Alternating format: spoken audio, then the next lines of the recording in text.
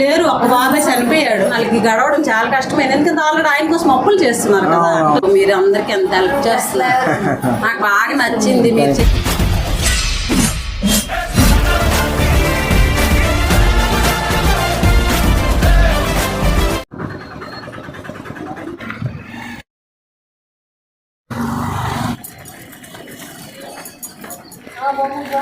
బాగున్నాను, పిలిచారనే వచ్చాను.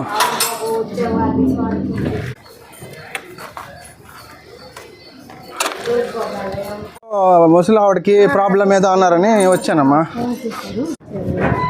నమస్తే నమస్తే అమ్మా, బాగున్నారా?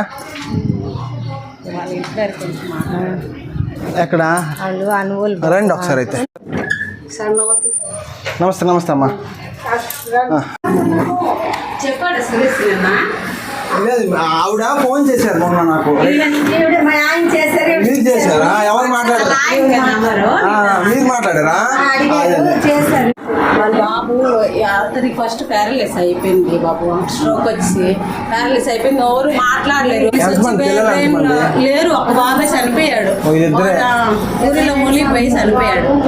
ప్రస్తుతానికి ఇద్దరు ఉన్నారు కాబట్టి అయితే కార్డు ఉంది కానీ ఎప్పుడు కూడా పెన్షన్ కోసం ఆలోచించలేదు. ఎందుకంటే ఆయన కొంచెం డబ్బులు, ఆ అబ్బాయి కొంచెం డబ్బులు సంపాదిస్తుండే ఇది గడిచి చనిపోయారు. ఆయనకి ఇలాగ అవ్వడం వలన కొద్ది రోజులు ఆ బాబు వచ్చి ఉంటుడు ఇక్కడే ఉండి బాగు చేశాడు. వైజాగ్ తీసుకెళ్లి చేసిన తర్వాత బాగున్నాడు, వెళ్ళిపోతాను అనే టైంకి ఒక రిలేటివ్ వాళ్ళు మా అమ్మమ్మ ఎవరు చనిపోగానే వెళ్ళాడు, మునిగిపోయి చనిపోయాడు. కొద్ది రోజులే అయింది.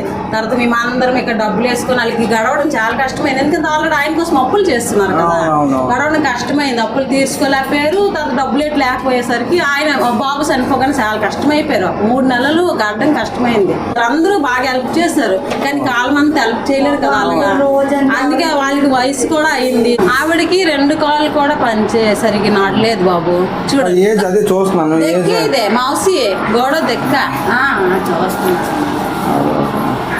2 కాళ్ళు కొంచెం నాటడం కష్టంగా ఉంటుంది. మీరు అందరికి ఎంత హెల్ప్ చేస్తున్నారు, నాకు బాగా నచ్చింది. మీరు చేయగలరని నమ్మకం కుదిరింది కాబట్టి అందుకే మీకు కొన్ని కల్పించి వాళ్ళతో మాట్లాడిస్తామని నా ఉద్దేశంతో